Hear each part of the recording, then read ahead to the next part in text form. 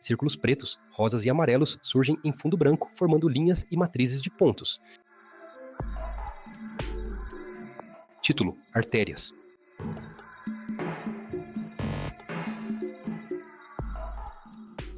Quando o mundo chega ao fim, ninguém salva. O que acontece é que a gente reconstrói um mundo novo. Jader Esbel, homem de pele parda e cabelos pretos, usa pintura vermelha no rosto e colar com pingente de pedra.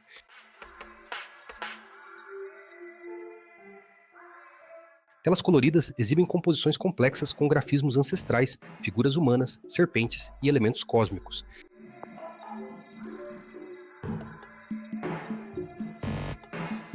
A história da minha vida com a arte, ela vem desde as minhas primeiras consciências, né, de que eu nascia num território minado de conflitos e que precisava arrumar outros caminhos para falar desses assuntos num ambiente mais expandido. Então, a partir daí, eu venho construindo esses caminhos de consciência que mais tarde vem a se configurar mais claramente como uma prática artística, né, política e artística.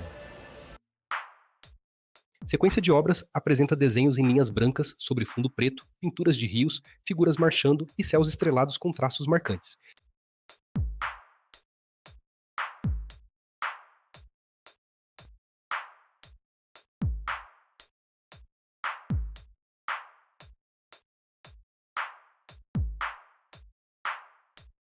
O meu trabalho está diretamente relacionado com a origem do meu próprio povo.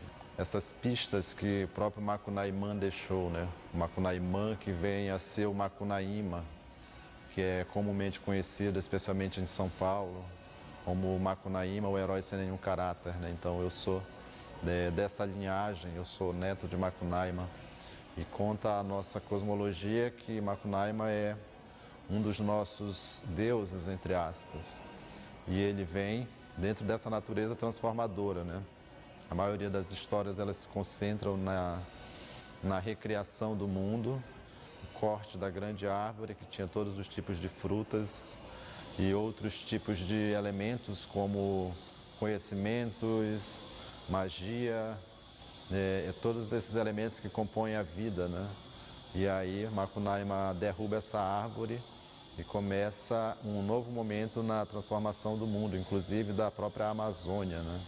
A gente acaba nos tornando guardiões dessas reservas, né? Desses portais que levam ao centro da Terra, onde existem, segundo a nossa crença, mundos reservas para o nosso povo.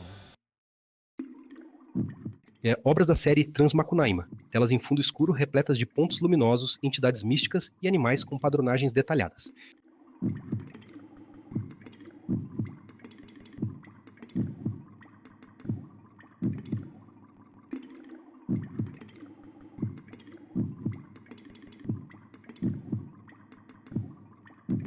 Eu tenho uma coleção chamada Transmacunaíma, O Buraco é Mais Embaixo, que é uma exposição que eu fiz em Manaus e em Brasília também, e que hoje está exposta na minha galeria lá em Roraima, né? Eu tenho uma galeria de arte para trabalhar essas questões da autonomia.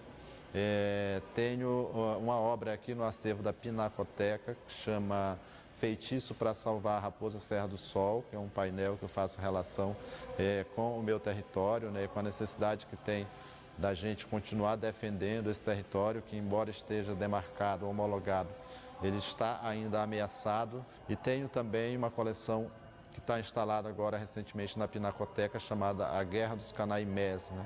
Que é uma forma da gente falar de política com base na nossa... Imagens da série A Guerra dos Canaimés mostram seres híbridos de animais, guerreiros com lanças e florestas mágicas em um estilo altamente detalhado e colorido. E orações, eles nos ajudam também a não esquecer os ambientes sagrados ao qual nós habitamos. Esses seres, eles vêm nos auxiliar a manter esse respeito absoluto por essa lei maior da natureza, né? Que não é nem uma lei humana, mas é uma lei maior das entidades e que auxilia a nossa manutenção, o nosso sustento, o nosso equilíbrio, né? Ilustrações em preto e branco da série It Was Amazon retratam denúncias ambientais como desmatamento, garimpo, poluição de rios e atropelamento de fauna.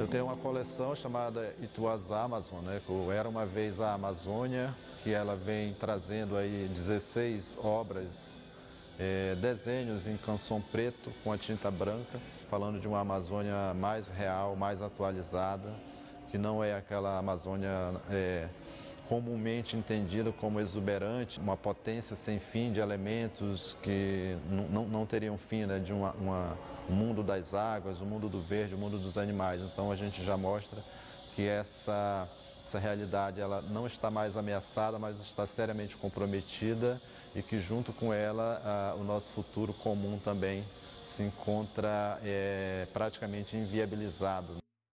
A tela, a Árvore de Todos os Saberes, exibe uma grande árvore verde com dezenas de medalhões circulares contendo símbolos das nações indígenas sobre um rio azul e raízes vermelhas.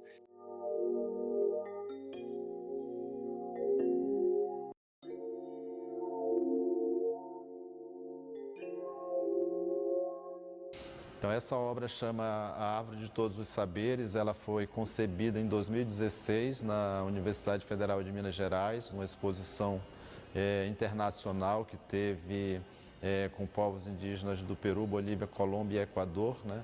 E aí ela nasce com essa ideia, né, de que o conhecimento, as nações originárias, elas acabam tendo uma raiz muito comum, que é essa relação estreita com a terra, os galhos da árvore como um circuito de resistência, um circuito de existência, passando pelo mundo das águas e indo para dentro da terra, para o interior da terra, onde as culturas que estão enterradas, apagadas ainda, elas uma hora vão acabar ocupando essa parte aérea, essa parte mais visível, mais de ressurgência mesmo, né? E aí eu convido vários artistas de diferentes regiões da América Latina para poder compor essa diversidade, né? Então, cada círculo desse, seja no ar ou seja na terra, embaixo da terra, como rizomas, eles são preenchidos por assinaturas culturais desses povos. Detalhes E mostram aí a as gente está ilustrações únicas tentando dentro dos também círculos espalhados pela demonstrar um copa e pouco pelas raízes da árvore. essa diversidade, essa pluralidade, essa força coletiva que eu tenho falado, né? Do lado de fora da Pinacoteca de São Paulo, Jaider veste uma túnica clara com grafismos, segura uma pena e um incensório fumegante enquanto canta.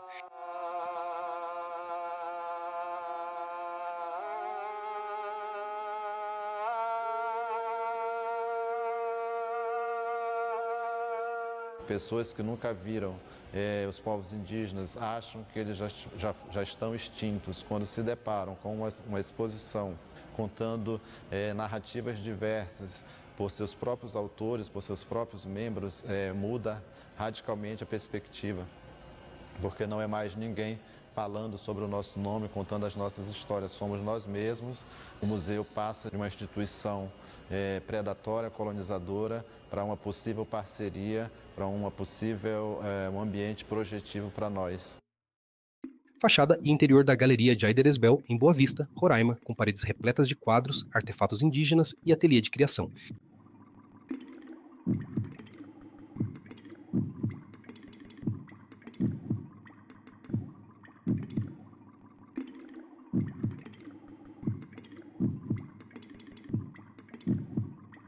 Antes de eu ir para a Europa, em 2013, eu constituí a galeria porque eu queria chegar na Europa e convidar algum museu a fazer uma devolutiva dessas obras que foram levadas há algum tempo, para que a gente começasse a experimentar esse discurso que já foi iniciado, né, da repatriação desses objetos. Então, para eu não chegar lá de mãos vazias, sem ter nenhuma proposta, eu estabeleço a galeria como um espaço de possível intercâmbio, o que não aconteceu ainda, é claro, mas não é mais por vontade e nem por uma intenção nossa, mas é sempre para a gente entender também que a Europa não está, de fato, muito afim de fazer o que discute, né, que é a devolução dos nossos materiais.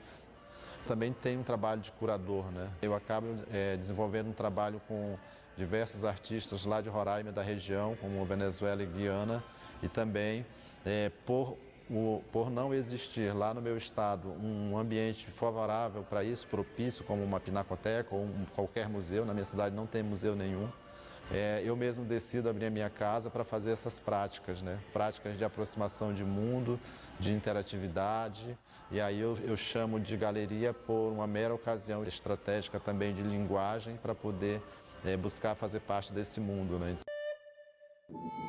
Imagens noturnas mostram o processo de montagem da instalação Entidades em um viaduto, com técnicos inflando duas cobras gigantes estampadas.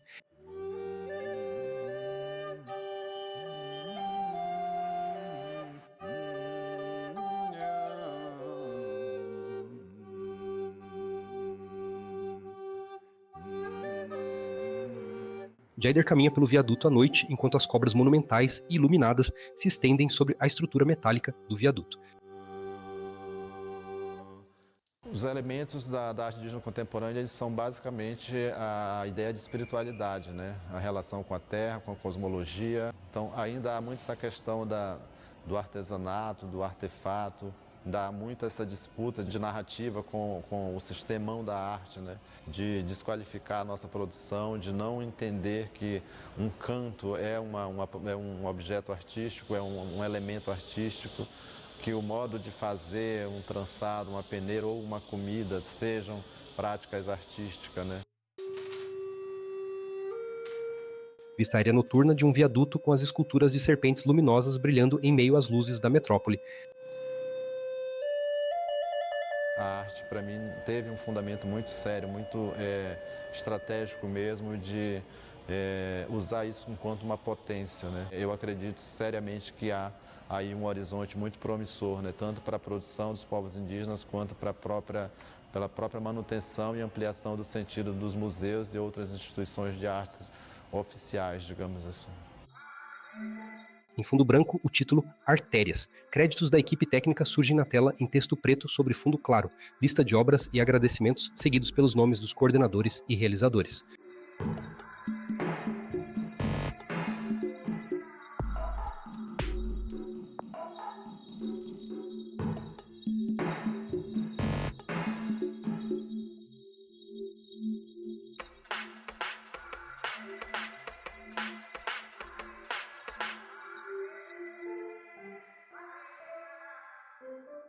Produção: B&W Produções. Realização: Sesc TV 2021, sesctv.org.br. Em letras pretas em fundo branco, os logotipos da B&W Produções e Sesc TV encerram o vídeo.